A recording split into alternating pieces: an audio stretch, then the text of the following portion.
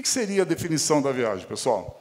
É eu, primeiro de tudo, assim, eu quero fazer uma viagem, eu tenho que tentar, então, pôr qual que é o foco que eu quero fazer da minha viagem, para ter uma estimativa inicial do total de quilometragem. Então, por exemplo, eu quero viajar para o deserto do Atacama. Só que quando eu falo ir para o deserto do Atacama, no primeiro momento, é muito amplo demais. É muito vago demais. O deserto do Atacama não é só São Pedro de Atacama. O deserto do Atacama, ele pega ali um pedacinho do sul do Peru, ele pega aqui um pedaço da Bolívia, ele se estende por mais de 1.000 quilômetros no Chile. Ele é muito grande. Então, o que eu quero conhecer no deserto do Atacama? Então, essa definição inicial é que eu possa delimitar a viagem que eu quero fazer. Tá? Isso é bem importante, pessoal, para quando a gente vai definir uma viagem, a gente tomar um pouco de cuidado com um famoso, eu chamo de efeito Jaque. Né? Pô, eu quero ir para o deserto do Atacama. Tá? Meu tempo está apertado. Aliás, né, tempo e dinheiro são os dois fatores mais difíceis para a grande maioria dos meros mortais. Aí eu falo, pô, eu quero ir para o deserto do Atacama. Né? Aí eu falo, pô, eu vou para o deserto do Atacama e começo, bom, eu vou fazer o seguinte, eu vou sair daqui de São Paulo, eu vou para o deserto do Atacama, eu já vou aproveitar, eu vou cortar ali por Sorocaba, vou passar ali por Capão Bonito, já vou fazer a Serra do Raso da Serpente. Aí, pô, já vou estar descendo ali mesmo, eu já vou aproveitar, vou dar uma descidinha, vou cair ali para Morretes, faça a Graciosa, aí depois já saio na 101, porra, eu vou passar do lado de Urubici, meu, Bom Jardim da Serra. Vou dar uma passadinha na Serra do Rio do Rastro, está ali mesmo, né? Estou indo. Porra, para chegar na Argentina, pô, eu podia entrar pelo Uruguai. Aí já entro no Uruguai, conheço o Uruguai também, passo em Colônia del Sacramento, atravesso o Bucky Bus, tomo um vinho lá em Beno e vai. Bom, pessoal, das duas, uma. Ou a pessoa tem 90 dias para fazer essa viagem e muita grana, ou conclusão, ele não vai conseguir fazer nada. Não vai... Aí, quando chegar na onde interessaria, que é São Pedro do Atacama, ele, no máximo, vai chegar lá em São Pedro, não vai conseguir fazer 1 ou 2 passeios, talvez não sobe nem tempo para ir até na mão do deserto, lá em Antofagasta, e já tem que voltar. Então, assim, lógico, a gente tem que ir aproveitando o caminho, né? Que eu falei, o grande barato não é só o destino, é a jornada, mas, preferencialmente, a gente aproveitar para conhecer as coisas que fiquem mais próximo da região que a gente quer conhecer. Né? Pô, Serra do Rio do Rastro, para a gente estar aqui em São Paulo, se eu pegar um final de semana, 3 dias, eu faço. Vou pelo Raso da Serpente, vou lá, faço e volto pela Serra da Macaca. Então, deixa para uma outra viagem. Né? A gente não tomar esse cuidado de não querer incluir tudo na mesma viagem, porque... principalmente numa viagem longa, porque a gente vai ter muitas coisas interessantes para fazer naquele destino. Né? Então, a gente tem que fazer esse reconhecimento do mapa. Quando eu falo da gente estimar a quilometragem total, pessoal, o que eu faço? Toda vez que eu estou bolando uma nova viagem, né, de algum lugar que eu não conheço, então eu dou essa pesquisada. Então, vamos imaginar o seguinte, pô, eu quero conhecer o deserto do Atacama, nunca fui. Bom, legal. Deixa eu dar uma pesquisada, deixa eu ver quais são as recomendações que a gente tem. Hoje em dia, com a internet, a gente tem muita informação, muitas pessoas que compartilham dicas, conhecimentos, as coisas imperdíveis. Então, a gente tendo um pouco de disciplina, a gente descobre muita coisa pelo Google. Tá? E aí, vamos imaginar que eu fizesse essa pesquisa e falasse assim, poxa, para mim... já me localizei aqui a descobrir, porque muitas pessoas até hoje me perguntam e acham que a mão do deserto fica em São Pedro do Atacama. Não fica, você tem que dar mais uma boa caminhada ainda para chegar até lá. Então, vamos imaginar que eu fiz esse estudo do deserto do Atacama e cheguei à conclusão que o meu ponto mais distante da minha viagem, o que eu chamo de ponto mais distante, pessoal? Aquele que é onde eu começo a fazer a curva da volta. Né? Pô, então eu quero chegar até a mão do deserto e de lá eu já vou fazendo o meu caminho de volta. Num primeiro momento, pessoal, eu não me preocupo com detalhes de preciosismo, porque antes de eu sair investigando, pô, eu quero conhecer isso, vou conhecer aquilo, vou fazer esse passeio, eu tenho que ter uma noção inicial se o tempo que eu tenho disponível para essa viagem e o quanto eu vou poder gastar nessa viagem está adequado. Então, nessa primeira etapa aqui do método que eu sigo, né, o que eu faço? Eu faço primeiro um levantamento prévio para ver se a viagem que eu quero fazer, se ela está mais ou menos dentro da minha realidade. Então, não adianta eu começar já e ver, vou fazer o passeio do Geyser Del Tátil, eu vou na Laguna Serra, vou no observatório. Eu nem sei se eu vou conseguir fazer essa viagem ainda, se eu tenho a quantidade de dias disponível. Então, o primeiro passo, pessoal, gaste um tempo, faça essa lição de casa, vai para o Google, estuda o mapa, dá uma olhada na região e tenta definir qual que é o ponto mais distante. A partir do momento que eu decido, o que eu faço? Eu vou lá no Google Maps e eu coloco, para ter uma ideia de quilometragem total, eu ponho lá, rotas, meu ponto de partida, destino final, mão no deserto. E deixo o Google Maps traçar a rota dele. Mas não é esse caminho que eu vou fazer. Não importa. Nesse momento aqui, eu não preciso de uma definição exata de quilometragem de caminho. Eu preciso ter uma ideia. Antes de fazer uma pesquisa como essa, eu não sei, por exemplo, se para eu ir e voltar até Mão no Deserto, se são 3.000 quilômetros, 4.000 quilômetros, 6.000 quilômetros. Tá? Então, quando eu faço essa pesquisa, então vamos imaginar que eu descubro que para eu sair de Mogi das Cruzes, onde eu moro, e chegar até Mão no Deserto e voltar, que seja 6.000 quilômetros. Perfeito. É só esta informação que eu preciso, por enquanto, nessa etapa inicial. 6.000 quilômetros, mais ou menos. Legal. Depois, eu vou dar uma olhada também para ver se aquele lugar que eu quero viajar, qual que é a melhor época, o melhor período para eu viajar. Pessoal, às vezes a gente fala, né? A melhor época do ano para a gente viajar é a época que a gente tem disponível. Tá? Eu até entendo. Mas, por exemplo, se eu só tiver o mês de julho disponível, por mais que eu queira ir para o Ushuaia, eu não vou para o Ushuaia em julho. Eu não quero pegar menos 20 graus, menos 25 pelo caminho, ficar preso numa rodovia com estradas fechadas por nevasca, aquela coisa toda. Não quero. Então, essa questão que a gente fala, a melhor época para viajar é a época que a gente tem disponível, depende. Dependendo do destino, pode ser que aquela nossa época que a gente tem disponível não seja mais adequada para aquele passeio. Que nem eu contei lá para vocês, em 2010, eu tinha um mês de julho. Eu queria viajar Rota 66. Só que eu fui descobrir que seria uma viagem muito estressante por causa do calor. Era o período que eu tinha, mas não era a melhor época do ano para fazer aquela viagem. Tá? Então, isso é importante porque, pessoal, quando a gente vai para algum destino numa época que não é muito recomendável, isso pode atrapalhar muito a viagem. Tá?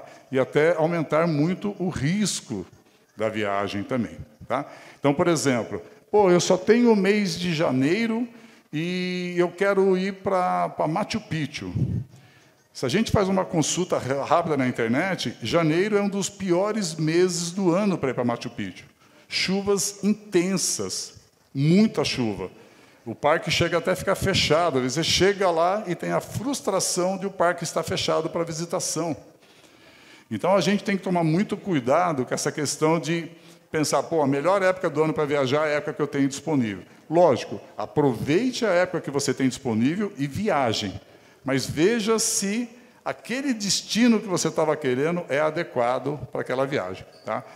Então, a gente tem que olhar aqui e definir se o período que eu tenho disponível se encaixa legal com aquela viagem que eu pretendo fazer. Tá? Isso é bem importante também. E aí, pessoal, por que aquela quilometragem inicial é muito importante? Tá? Tem uma métrica que eu comecei a usar, e assim, métrica não é uma coisa exata, é só para dar um norte. E essa métrica também, eu não recebi uma dádiva divina e falou, olha, use esses números que vai dar certo. Não, eu fui, né? Ao longo de muitas viagens, eu sempre ia anotando o seguinte, quantos quilômetros eu rodei naquela viagem, em quantos dias que eu fiz a viagem foi tranquila, foi apertada, foi na medida certa, faltou o tempo, sobrou tempo, e fui compilando esses números e anotando, toda viagem que eu faço eu vou anotando. Então, eu fui juntando aqui informações de praticamente 8 anos de viagem, e aí também, toda vez que eu compartilho essas métricas com alguém, depois eu vou pegando um feedback, ó, funcionou mais ou menos? E como ponto de partida, é uma métrica que tem funcionado bem. Tá? E que métrica que é essa? Dá mais uma. Uma viagem que eu chamo de uma viagem com tranquilidade. Tá? Com tranquilidade, eu uso como métrica uma média de 350 km/dia. O que eu chamo de viagem na medida, 400 km/dia, e no limite, 450 km/dia. Pô, Cadão, mas eu vou fazer uma viagem, eu vou rodar só 350 km por dia? Não, pessoal, isso aqui é média. Tá? Abaixo de 350 km por dia, para quem tem muito tempo sobrando, maravilhoso. A viagem vai ficar perfeita. Tá? Agora, acima de 450 km por dia, a viagem já começa a ficar muito apertada e com pouco tempo para você poder curtir as coisas que tem pelo caminho. Então, quer ver? Só para a gente fazer uma ideia rápida. Vamos imaginar que eu estivesse indo para São Pedro de Atacama. Ah, beleza. Então, eu vou sair aqui, ó, dia 1, eu vou sair de Mogi, vou rodar até Maringá, uns 700 quilômetros, mais ou menos. Tá? Então, no meu primeiro dia de viagem, qual que foi minha média de quilometragem? 700. Bacana. Segundo dia, eu vou acordar em Maringá, já vou tocar ali, vou passar ali por Foz do Iguaçu e vou tocar até onde eu conseguir na frente. Vou imaginar que eu vou tentar chegar até Resistência, até Correntes, ou até Pousadas que seja. Vai. Pô, segundo dia eu vou rodar 800 quilômetros. Pô, então eu rodei bastante no primeiro, rodei bastante no segundo. Eu estou aqui, a minha média, então, 1.500, está dando 750 por dia. Está apertado. Mas eu estou no começo da viagem, não estou fazendo turismo ainda. Legal. Pô, de Pousadas agora eu vou dar uma esticada e vou tocar até Termas do Rio Rondo. Então, aqui no terceiro dia, vou rodar aqui mais uns 600 quilômetros, mais ou menos deve dar isso aqui. Então, legal. 1.500, 2.100, estou com a minha média alta ainda, 700 km por dia. Pô, Termas do Rio Rondo, legal. Aqui a coisa já ficou bacana. Termas do Rio Rondo, pô, tem o autódromo lá para conhecer onde tem o MotoGP. Pô, tem um museu junto com o autódromo lá que é maravilhoso. Tem uns hotéis termais lá bacana. Pô, já estou 3 dias apertado de viagem. Pô, seria muito legal ficar um dia em Termas do Rio Rondo para curtir. Então, no quarto dia, eu vou rodar 0. Então, estou aqui ó, com 2.100, 4 dias rodando 0. Aqui, minha média já caiu para 525 por dia. Então, para você ver, ó, fiz 3 dias puxadão, um dia que eu resolvi dar uma parada para curtir, já despencou. Pô, legal, 5º dia, vou sair lá de Termas do Rio Rondo, vou dar uma esticadona, vou até Salta. Sei lá, vou rodar aqui mais uns 400 quilômetros.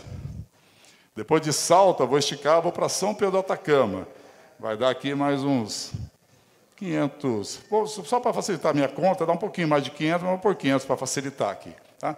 Então, aqui 400, 1.500, 2.100, 2.500. Então, aqui que eu voltei a rodar, ó, mas também, ó, tá vendo? Já rodei menos, já caiu para 500. Aqui inteirou 3.006 dias, aqui está dando a média de 500 ainda. Cheguei em São Pedro do Atacama. Pô, São Pedro do Atacama, na minha opinião, pelo menos, o mínimo que a gente tem que ficar lá para conhecer as coisas mais legais, pelo menos 2 dias. Tem muita coisa para fazer lá. Tá? Pelo menos 2 dias. Se a gente quiser ficar 1 semana em São Pedro do Atacama, tem o que fazer lá. Aí eu fico aqui, ó, dia 7 e dia 8, 0. 0, 1.500, 2.100, 3.000 dividido por 8, dá, sei lá, se fosse 400, daria 3.200. Eu vou fazer conta aqui de cabeça, ó, uns 370 quilômetros na média. Então, pessoal, para você ver, ó, quando a gente fala, então aqui estaria mais ou menos pegando ali a métrica entre uma viagem na medida e com tranquilidade. Para eu ter uma média de 450 km ou mais, a gente manter 500 km por dia na média, por exemplo, é muito complicado. Porque se eu fico 2 dias parado numa cidade, eu tenho mais 1.000 km para distribuir nos demais dias. E aí a coisa começa a virar um rolo compressor. Isso aqui, pessoal, não estou nem falando dos imprevistos, tá? Dá um probleminha, fura um pneu, vou ter que correr atrás de uma cidade. E aí, isso eu vou comentar também. Toda vez que a gente faz um planejamento de uma viagem, é sempre bom a gente deixar umas gordurinhas, umas folgas, tá? A cada 4 dias, 5 dias de viagem, é sempre legal a gente ter pelo menos meio dia de folga, tá? Primeiro, em algum momento, se tiver que lavar uma roupa, se tiver que resolver alguma coisa da moto, pô, não deu imprevisto nenhum, ótimo. Chega na cidade, vai curtir, vai tomar cerveja, vai bater perna, vai aproveitar. Deu algum imprevisto, você tem margem para ir ajustando.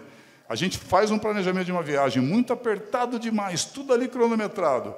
Rasga um pneu, eu vou ter que esperar um dia na cidade para chegar o pneu, pronto, já furou a minha viagem inteira, tá? Então, a gente tem que ser meio cauteloso. Então, pessoal, essa métrica aí ela é importante por quê? Então, ó, voltando naquele exemplo anterior. Então, vamos imaginar que eu fiz aquela estimativa inicial e para eu ir, a grosso modo, até a mão do deserto e voltar, são 6.000 quilômetros. Tá? Aí, de repente, eu falo assim, pô, eu tenho 10 dias para fazer essa viagem. Aí, o que a pessoa faz? Pô, 6.000 dividido por 10, 600. Ó, eu já cansei de fazer viagem aqui no Brasil de 600 quilômetros, eu vou ir numa boa. Pessoal, a realidade é totalmente diferente. Uma coisa é a gente sair de manhã para ir fazer um passeio de moto, fazer um bate-volta de 600 quilômetros, que já é meio puxadinho, é uma coisa. Todos os dias, numa viagem longa, cheio de imprevisto e outra, né? Quando a gente parte para uma viagem dessa, a ideia não é fazer um grande bate-volta. É curtir a viagem, né? Não é ir por ir. Não é chegar lá na mão do deserto, moído, espedaçado, não conheceu nada pelo caminho, tira a foto, põe lá no Instagram, no Facebook, volta que nem um louco, chega moído de novo, não conheceu nada. Não é por aí, tá? Então, a gente tem que tomar muito cuidado. Então, por exemplo, se eu falar assim, pô, eu tenho 10 dias, 600 km por dia eu faço, dá para ir? Não dá. Pô, eu tenho 15 dias. Opa, 15 dias, você vai ter que fazer, então, uma média de 400 quilômetros dia. Então, se a gente for basear por aqui, ó, 400 quilômetros dia, bacana. Dá para fazer uma viagem, assim, bem controladinha, mas vai dar para eu passear, vai dar para eu conhecer as coisas. Pô, eu tenho 12 dias. Pô, vou ter que fazer 500 quilômetros por dia. Puta, vai ficar muito apertado, tá? Muito apertado. Então, como eu falei, pessoal, essas métricas aqui não é número muito mágico, é uma métrica que eu uso e compartilho e que funciona relativamente bem para a gente ter uma noção inicial, tá? E, lógico, eu também uso essas métricas porque eu realmente valorizo o mototurismo, tá? O meu barato é partir para a estrada, curtir e conhecer. Se eu estou aqui com a minha moto, de repente, porra, aparece um cenário lindo, puta de um lago lindo que eu nem sabia tinha, eu dou seta, eu paro a minha moto, eu fotografo, eu sento na beira da estrada, fico ali dando uma curtida.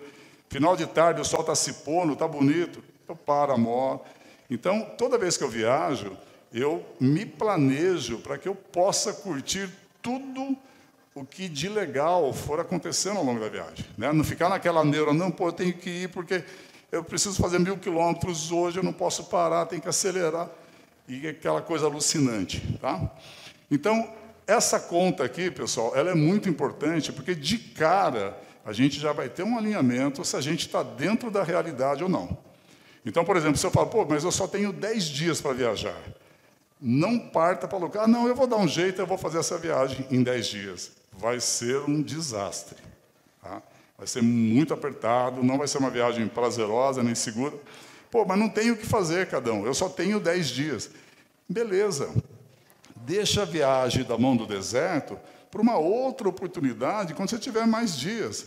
Pega esses 10 dias e vai dar um rolê aqui no Brasil. Tem coisas maravilhosas a fazer com 10 dias. Ah, mas eu quero ir para outro país. Vai até Colônia del Sacramento, no Uruguai, lindíssimo. Em 10 dias dá para ir e voltar na boa. Tá? Então, não é que a gente vai deixar de viajar, mas também viajar por viajar. Né? Outra coisa que eu brinco também, né? A gente toma cuidado de fazer viagem para os outros, ou viagem para contar para os outros. Eu fui na mão no deserto, porque todo motociclista vai para Atacama, eu fui. Só que o cara se matou em 10 dias, não curtiu nada, se arriscou para cacete, mas para falar que foi. Tá? Então, acho que a gente não precisa, né, pelo menos é isso que eu compartilho, a gente não precisa se preocupar com isso. Ah, eu tenho que ir porque meu amigo foi, está todo mundo indo. Show de bola, mas quando tiver a condição aí mais adequada. E aí, como eu falei, né, pessoal, a gente tem 2 fatores que são muito importantes numa viagem de moto. São vários fatores importantes, mas tempo e dinheiro é o que pega para todo mundo. Para a grande maioria são esses 2. O do tempo, com aquela métrica, a gente já deu uma ajustada aqui para ver se está dentro mais ou menos. E aí, pessoal, é uma questão de exercício. Poxa, a quantidade de dias está muito apertada, aquela quilometragem. Pô, então eu vou cortar, dá para cortar algumas coisas da minha viagem? Então você vai fazendo esse exercício até que uma hora a coisa fique acomodada. Gastos também, pessoal, é importante a gente fazer uma estimativa prévia. Tá? E aqui nessa estimativa de gastos, eu vejo muitas pessoas, às vezes, cometem um pecado fatal, que é se preocupar apenas com os gastos durante a viagem. Porra, eu vou viajar, tá? Vou continuar usando aqui o deserto do Atacama como exemplo. Eu vou viajar para o deserto do Atacama, eu vi lá que mais ou menos uns R$150 por dia eu consigo um hotelzinho bom, né? Vou rachar um quarto, vou gastar X de alimentação e vou gastar tanto de combustível. Ah, legal, vou fazer as contas, pô, legal, eu tenho a grana para ir. Só que é o seguinte, pessoal, a gente tem que lembrar sempre que a gente tem vários gastos importantes que acontecem antes da viagem. Tá? Então, dependendo do destino que a gente vai, tem seguros obrigatórios. Tá? Eu não recomendo ninguém fazer uma viagem para fora do Brasil sem seguro viagem. Tá? Não recomendo em hipótese alguma. Tá? Um seguro viagem, aí você faz um seguro viagem bacana, aí, com uma cobertura legal, em torno de R$400. E você estando fora do Brasil, para você gastar muito mais do que isso, por coisas pequenas, é muito fácil. Tá? Vou dar um exemplo real. Um grupo que eu levei para Atacama em abril do ano passado. A gente estava lá em La Serena, no Chile, e à noite, a esposa de um rapaz que estava na viagem, a Adelaide, ela levantou à noite para ir no banheiro, ela não quis acender a luz, ela foi no banheiro, e quando ela voltou, ela tropeçou no tapete, caiu e bateu com a testa na quina do criado mudo. Aí deu uma cortada aqui. Aí a gente pegou, levou ela no pronto-socorro de La Serena, que era público, tá? E ela tomou 6 pontos. Só que muitos países, no Chile acontece, na Argentina, dependendo da província, o sistema público deles não é gratuito para turistas, para estrangeiros. Ela tomou 6 pontinhos e tomou injeção e ela teve que pagar R$750. Trocando mais ou menos, ela teve que pagar um valor lá em peso chileno, que convertendo o câmbio, foi equivalente a R$750, para 6 pontinhos. Imagina se a gente tem um problema um pouco mais grave, que precise de um dia de hospital. E não estou nem falando de acidente, de repente comeu alguma coisa, ela ficou mal, vai ter que tomar um soro. Então, a gente acaba gastando uma grana muito grande. Tá, pessoal? Não deixem de fazer seguro viagem. Então, e a gente esquece disso. Outra, sabe que a minha moto está em condições de fazer essa viagem? Aí o pessoal me pergunta muito, Cadão, qual que é a moto perfeita para ir para o Ushuaia? Eu falo, a moto perfeita para você fazer qualquer viagem que você quiser na sua vida é a moto que você tem na sua garagem. Essa é a moto perfeita. Aqui está lá, a moto que já é sua. A gente não precisa, às vezes, se preocupar, porque às vezes o cara fala, não, Quando eu tiver uma Big Trail, sei lá, uma GS 1200, aí eu vou fazer essas viagens. E aí o cara fica, né, a vida inteira tentando arrumar dinheiro para comprar e acaba não viajando e nem era preciso. Pessoal, quando eu falo essa questão de qualquer moto, tá? Qualquer moto leva a gente para qualquer destino. O problema não é a moto. Às vezes o problema de a gente não chegar em qualquer destino é o motociclista, não a moto. Tá? Então, isso que eu falo não é demagogia. Se não fosse verdade, não teria pessoas aí dando volta ao mundo de CG 125, de Honda Bis, de scooter, de bicicleta. Tem gente dando volta ao mundo de mochilão, no dedo. Pô, então, se o pessoal dá volta ao mundo de bicicleta, pô, qualquer veículo de 2 rodas com motor que eu tenha, de menor cilindrada que seja, 80 cilindradas, 100 cilindradas, vai muito melhor que a bicicleta. A grande diferença aí na questão da moto está justamente aonde? No planejamento da viagem. Então, se eu tenho, dependendo do meu estilo de moto, eu vou ter uma autonomia diferente, então tem que ser mais cauteloso com as paradas para abastecimento. Eu vou ter uma velocidade média diferente diariamente, então talvez eu precise mais tempo para fazer aquela minha viagem, mas qualquer moto leva a gente para qualquer lugar. Tá? Então, acho que a gente não precisa entrar meio que nessa paranoia. Não, o dia que eu tiver a moto perfeita dos meus sonhos, eu faço a viagem. Lembra das desculpas, né? Então, às vezes, a gente acaba pondo desculpas para a gente mesmo e não executa as coisas. Só que é o seguinte, né, pessoal? Qualquer moto leva a gente para qualquer destino, desde que ela esteja em bom estado de conservação. Tá? Pneu legal, pastilha de freio bacana, motorzinho legal, óleo trocadinho. Então, a moto tem que estar revisadinha para isso. E aí, muitas vezes, a gente está com a grana apertada e esquece de contar os gastos de manutenção. E sai simplesmente com a moto e vai para a viagem.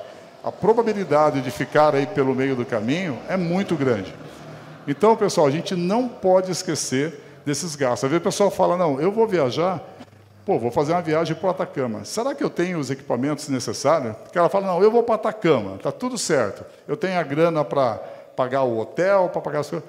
Aí o cara vai de capacete aberto, né, atravessar a cordilheira no frio do caraca, calça jeans, tênis. E agora eu vou usar um do tempo do onça aqui, que quem é da minha época vai saber. Japona. Quem é que lembra da Japona aqui? Quem conheceu a Japona? Nylon. Aí o cara vai de Japona, calça jeans, tênis e capacete aberto. Né? E acha que está tudo bem. Então, a gente tem que fazer essa lição de casa dos gastos antes da viagem. Porque das duas, uma, pessoal. Ou a gente vai acabar negligenciando coisas importantes de segurança. Ah, acho que o pneu aguenta, vou assim mesmo. Meu, pneu é o item mais importante em termos de segurança. Né? Às vezes a gente pensa, a gente fala assim, ah, pastilha de freio é importante, também é. Só que o que para a moto não é o freio. O que para a moto é o pneu. O freio só reduz a velocidade. Pegue a moto e freie ela num piso de gelo lisinho para ver se ela vai parar. Você vai pisar no freio, vamos imaginar que você não caia. Você vai pisar e a moto vai continuar escorregando. Porque é justamente o atrito do pneu no asfalto que vai segurar a moto. Então, se a gente está com um pneu careca, o tempo de frenagem vai ser pior, a questão de ciclística da moto, nas curvas, tudo é mais complicado. Então, eu vejo, às vezes, muitas pessoas que negligenciam, esquecem esses cuidados, faz aquela conta só da parte de baixo e parte para a viagem. Opa! Independente da revisão, de quanto em quanto tempo tem que fazer revisão na moto? Aí vai depender muito de cada moto. Eu tento sempre seguir... A maioria das motos hoje em dia é de 10 em 10 mil quilômetros, principalmente para dar atenção no óleo. Né? Mesmo que a pessoa não queira fazer a revisão completa, mas manter a troca dos óleos no tempo certinho é fundamental. Tá? Nada. Então, é importante que a gente faça isso, pessoal, para que a gente não mascare, para a gente achar que minha grana está contadinha, dá para viajar, e, na verdade, não dá. Tá? Então, a gente estando aí com as questões...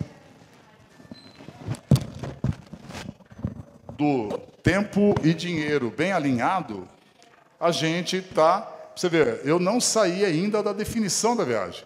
Eu só fiz aqui etapas e passos para saber o seguinte: eu tenho condições de tempo e de dinheiro de fazer aquela viagem que eu estou sonhando, e para que essa viagem, né, para que esse sonho não vire um grande pesadelo, né, porque realizar sonhos é muito bom, mas a gente sair também na loucura e o sonho virar um baita de um pesadelo, não é legal. Tá? Então, aqui foi até esse ponto só para chegar na seguinte situação. Pô, legal, sinal verde, acho que dá para eu continuar aqui com a brincadeira, acho que dá para eu fazer essa viagem aqui. E lembrando sempre o seguinte, tá, pessoal? Não fiquem também em busca da viagem perfeita, tá? Feito é melhor do que perfeito. Aí o cara fica idealizando, pô, meu sonho é o seguinte, cara, eu quero pegar minha moto, eu quero vir aqui, subir o Brasil, quero entrar lá no Peru, fazer Machu Picchu, quero fazer Lago de Titicaca, depois eu quero ir para a Nazca, fazer de Nazca, depois eu vou entrar no Equador, depois eu quero descer pela Pan-Americana no Chile, deserto do Atacama, vou entrar na Bolívia. Aí o cara fala, pô, eu preciso de 90 dias e 50 mil reais para fazer essa viagem. Mas é a viagem dos meus sonhos.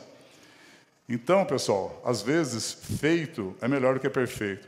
Tudo bem, não tem nada contra ficar sonhando com essa viagem, mas enquanto não é possível, sabe que não é legal? Pegar a moto, 10 dias, se é o que a gente tem realmente disponível, dá uma esticadinha ali, vai para as praias do Nordeste, vai conhecer o Jalapão, vai conhecer Santarém, lá, Alter do Chão, vai conhecer Uruguai, enfim. Tá? Então, nunca esqueçam disso. Feito é melhor do que perfeito. Não adianta a gente idealizar a viagem perfeita e ela nunca acontece. Tá?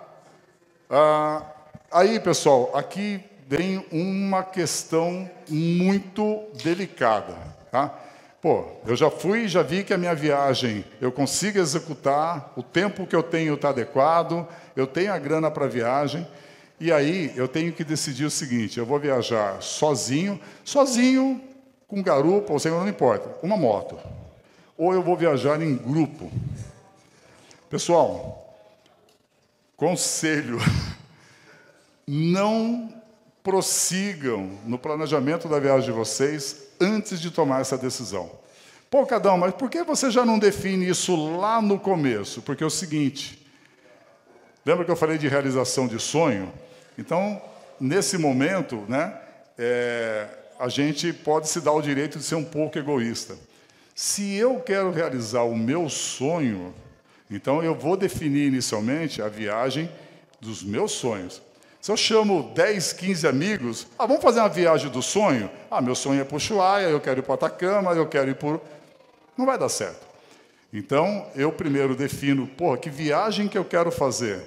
A minha viagem do meu sonho é essa, eu tenho 20 dias para fazer essa viagem e eu vou gastar tanto. Se eu decidir que eu quero ir em grupo, se eu tiver mais amigos que compartilhem desse mesmo sonho, que tenha os mesmos 20 dias e que tenha a condição financeira de ir junto, bacana. Porque senão também o que acontece, pessoal? Se a gente começa a acomodar muito, aparece alguém e fala, eu quero ir com você, mas eu só tenho 10 dias. Mas se eu diminuir isso para 10 dias, não vai ser a viagem dos meus sonhos. Então, esquece. Então, pessoal, é muito importante porque, se a viagem for em grupo, a gente já tem que chamar as pessoas e definir daqui para frente os próximos passos em conjunto. Tá? Porque, assim, não sei se vocês já viveram isso aqui. Pessoal, vou viajar para o Atacama, quem está afim de ir? Parece 30 pessoas. Todo mundo quer ir. Aí, falando assim de grupo de amigos, tá? Aí você vai indo. Aí, quando a coisa começa a ficar séria, o pessoal fala, nossa, acho que o negócio vai sair mesmo. Desses 30, já, cai para 15. Aí você vai apertando, pessoal, agora a gente tem que pôr, cai para 10. Começa a apertar, cai para 5, cai para 3, daqui a pouco bobear, você está indo viajar sozinho. Você teve um desgaste do caramba, envolveu um monte de pessoa, um monte de reunião, um monte de discussão, um monte de estresse, e às vezes você acaba indo sozinho do mesmo jeito. E outra, pessoal, numa viagem de longa distância, pelo menos no meu ponto de vista, só tem duas coisas que eu acho que realmente estragam uma viagem. Tá? Quando acontece um acidente, né, isso é muito... É uma coisa que mexe um pouco, né? Não precisa ser um acidente grave, mas dá uma chacoalhada, tá? E quando você faz uma viagem em grupo e o clima entre o grupo azeda, né? Como diz, quando azeda o pé do frango, é muito ruim, tá? Isso é muito ruim. E assim, pessoal, e por que eu falo para envolver agora? Porque viajar de moto é maravilhoso. Só que numa viagem de moto, a gente tem os perrengues. Tem dia que a gente está morto, moído, e a gente não vê a hora de chegar no hotel e fala, cacete, o que eu estou fazendo aqui, meu? Aquele frio da porra, chovendo, ser moído.